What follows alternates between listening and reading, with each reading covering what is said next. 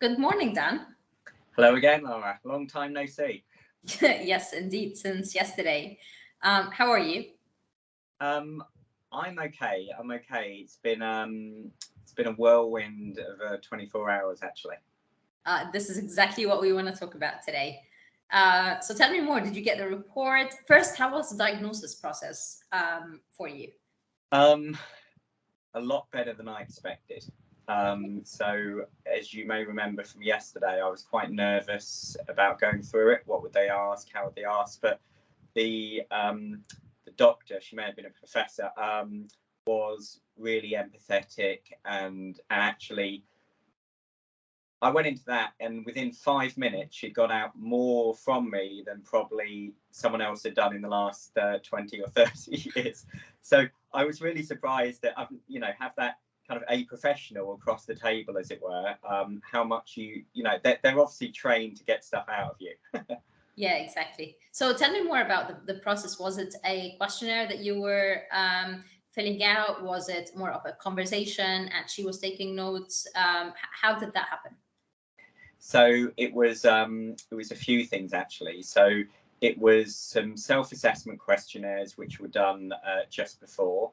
Then it was a pretty robust and rigorous interview type process, and then that was supplemented by a series of questionnaires which went out to people who know me in my family, and they are all then kind of correlated, so you can see what's your perception versus what others are versus what the professional's opinion is.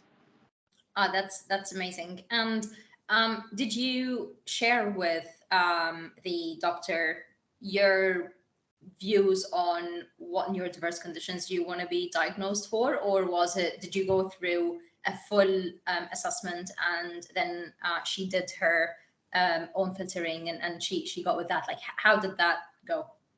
I think the data from the various questionnaires, etc., impacted on her line of questioning. Oh, I see. That's great. Yeah, just thought about asking these things because I'm sure that a lot of people out there who may be thinking about getting diagnosed would think about, well, I don't know what I want to get diagnosed for, and I don't know where I stand. So it's just helpful for people to know, to understand better the process. Thank you, Dan. The report. And just on that part, Laura, actually, that just gave me a bit of a brainwave, which is someone who I really respect told me that these are just social constructs anyway. These are just a number of letters put together in a sentence, right? So it's helpful to classify people in order to support them or to give them comfort. But actually, it's such a broad spectrum across these differences that anyway, they're social constructs. And I was just told, you're the same Dan today as you were yesterday. It's just that you've been given a little bit more information about yourself. So that gave me a lot of comfort. Amazing. So tell us more about the Dan today. Yeah, so I probably just kind of let slip actually. So yes, so I was diagnosed as having ADHD and also being on the autistic spectrum. It was highlighted to me on that latter point around the autistic spectrum that it's a very broad spectrum. So because I offered this up, I said, look, I'm so different from my little boy, the Joshy man. He experiences the world. He's pre-verbal. He has meltdowns. He has big sensory issues. And I offered up that, I don't feel, I can communicate verbally. I don't have those sensory issues that are as prevalent as Josh. But I was told by the professional that actually, that's normal. So there's no kind of grading anymore, etc. This is just about understanding you as a person rather than fitting into the old-fashioned medical box. And I'm comfortable with that. And actually, when I absorbed that, pretty much this morning, actually, it was comforting to me because I also, Lara, one of my objectives through this process, my key objective rather, is that I want to normalise these topics such that actually society and the corporate world where I sit can see people who are autistic, people with ADHD can have good careers, can achieve lots of things. And if we start understanding that these are just differences rather than making that person less valuable, or just less as a contributor to society, I've achieved my goal, really. So that's why I've gone through this process.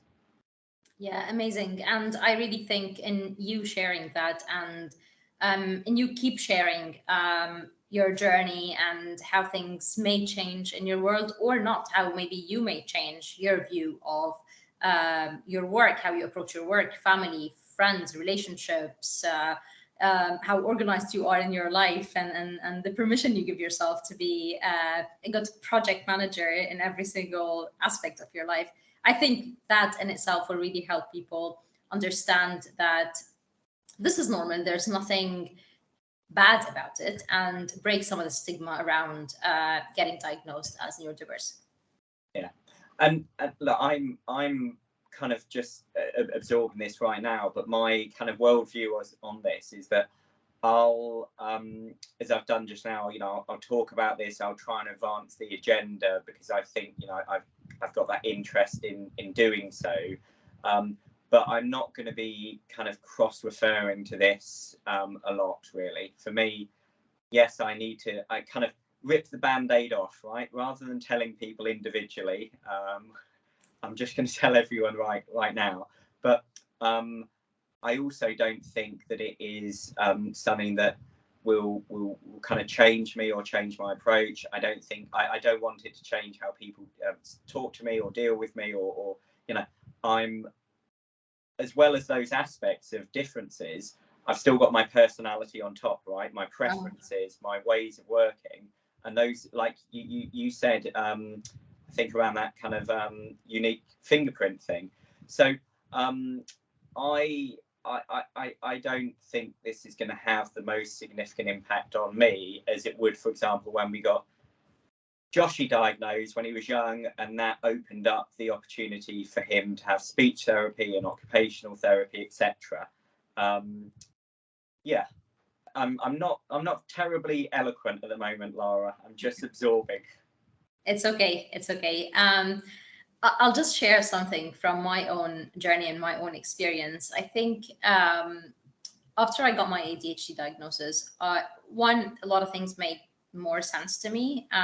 Although I must say, so my partner as well is ADHD, and his ADHD is very different to mine. And even when he shares things about his childhood and how he was as a child and his school life and all of this, the way his ADHD manifested itself in his life is very, very different to mine. And again, I'm sure it's a spectrum, and I'm sure we could be on different, in different places on the spectrum.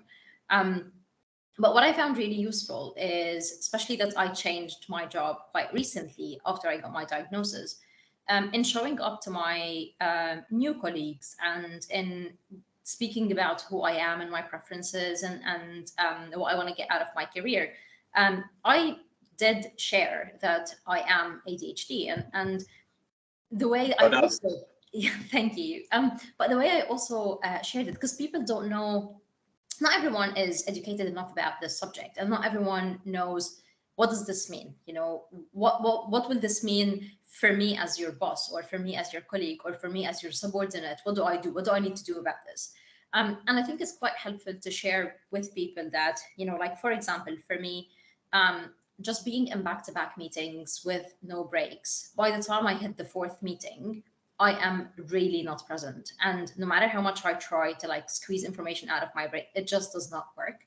And I need regular breaks. I need sometimes to, be working on a deck and then all of a sudden shift to reading an article on FT and just completely get my mind off to doing something else and then come back. Or I need regular breaks during the day to go for a walk, go get some coffee.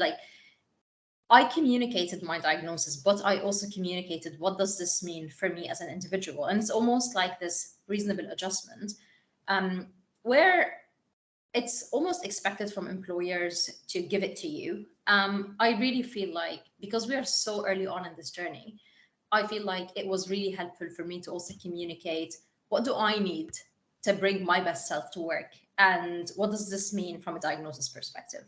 And I mean, my colleagues did share that. That was very helpful to them. And again, as you said, it's quite a discovery for me as well. Like there are things that still show up and I'm like, oh, I don't feel comfortable about this, or what does this mean? Or why am I like this? Why am I so irritated? Why am I anxious? Like I am still learning also about myself, and I'm more present to what's happening in my body and my brain, which is great. And as soon as I feel like there are other things that I need, I am very open and honest in communicating this. But again, I must say I'm quite an extrovert, and I am very comfortable expressing myself. So my encouragement would be to anyone who is surrounded by someone who has a diagnosis but may not be as extroverted or as comfortable in expressing, you know, their needs and their views. Maybe there needs to be some safe space created to open that conversation and to really understand better what do people need. And again, back to what we said yesterday, there isn't a one size fits all in this.